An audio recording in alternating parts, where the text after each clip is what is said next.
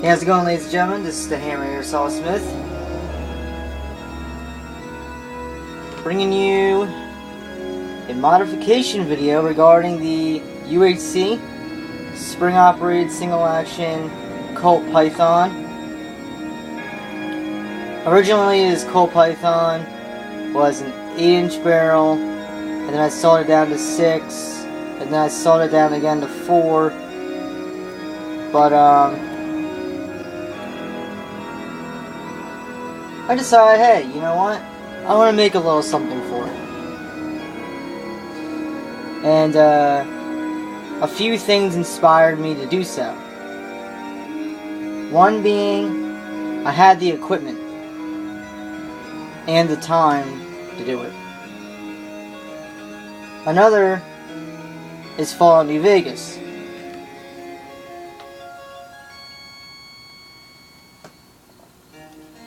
This game here.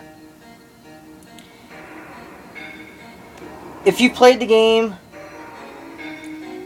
the main menu has the Ranger that you see here on it, but he's holding a different gun in the main menu.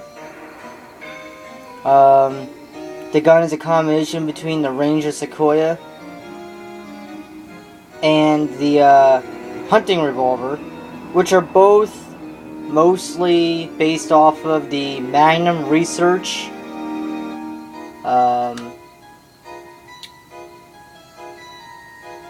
big frame revolver series guns and the Bison Bull series of revolvers. Except, strangely enough, the guns in the game are semi-automatic, but in reality those guns are single action. What attracted me to the gun was the large barrel.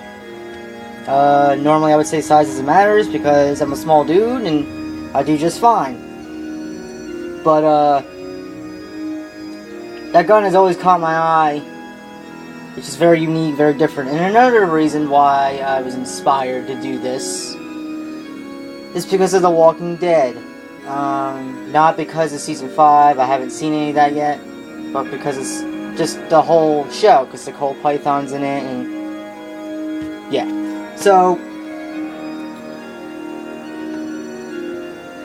here we go. We'll just get into it. Let's empty the gun. Hold 6, I have 5. Just be safe. Okay? Alright.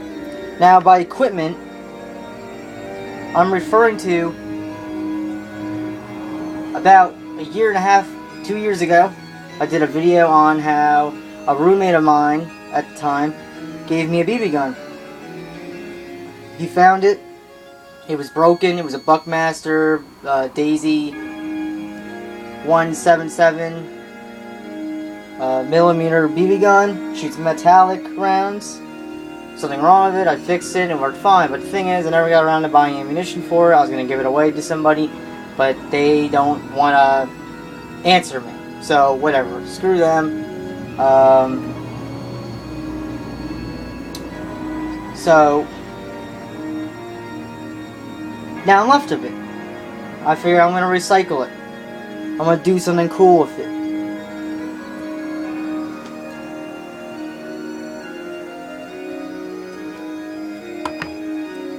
Here's the fore end of the gun. The gun is now in like 6 pieces. Maybe I'll do a video on how to fully disassemble it, because I do have all the parts still, except the barrel. I saw the barrel off, and that hurt my hands like a bitch because I have the early signs of arthritis. And I kept the barrel. The barrel is actually from here to here. This here is an extension. This is just a random pipe piece that I had laying around. I got it from a friend like years ago. It was just laying around in my toolbox. So now there's a use for it. The barrel itself is inside the main barrel, so it's kind of like an inner barrel, and it's actually this length from here to here. I took this piece here and I widened this section here so it would gap open. The outer barrel, there's a gap there. I don't know if you can see it, the lighting's kind of funky, or at least the way I'm looking at it, it's kind of funky. See, there's a gap. Okay, I widened that, I stuck something in there, and I just kind of like twisted so it would stay open. And then I inserted this barrel here, and I took a hammer while covering this end with a cloth, took a hammer, hammered it in to about here. Okay? And it's just not going to get loose. There's no way it's going to get loose. You could tug and pull at it all you want, it's just not going to get loose. Now,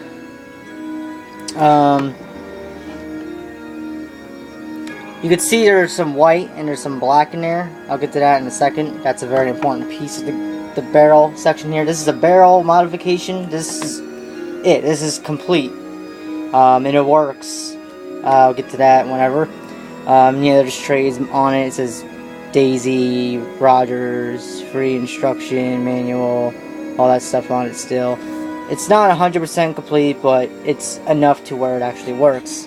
Now this bright neon green here and the neon blue that you see, those are these erasers, and I just cut the big end off. You see there's an orange one here?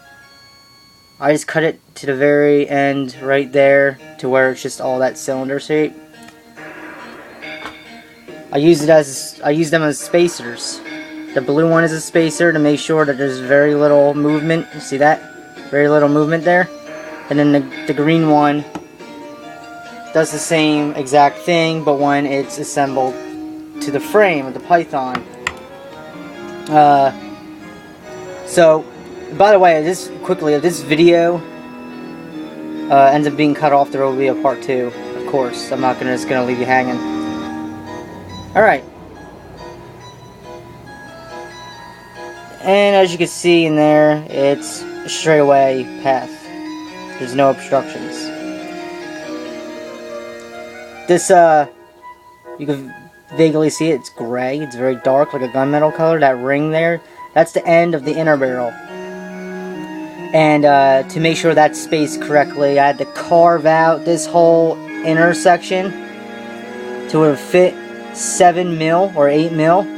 So that way I could put the inner barrel in there, and the inner barrel was slightly wobbly, so I did have to put just a small bit of electrical tape, just enough to use as a spacer. You know, it went in there, and now the inner barrel is 100% complete. It's in there permanently. There's no way of taking it out unless I destroy it by pulling this section out. Now, the reason for that is because the inner barrel is a little trick that I used a long time ago when I was making my hush puppies, my airsoft suppressors that actually work somewhat. Is I used Bic pens because they're the perfect size for 6mm airsoft BBs. And if you do it just right, if you make the inner barrel just dead center perfect alignment with the chamber and the hop and everything with your gun that you're using with, there's no way it's going to get damaged. Alright?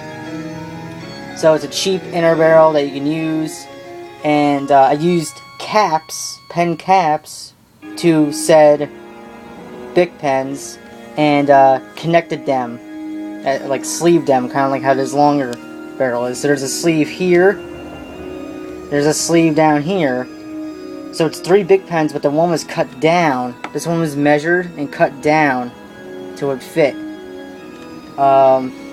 Stay tuned for part 2. And I'll see you around.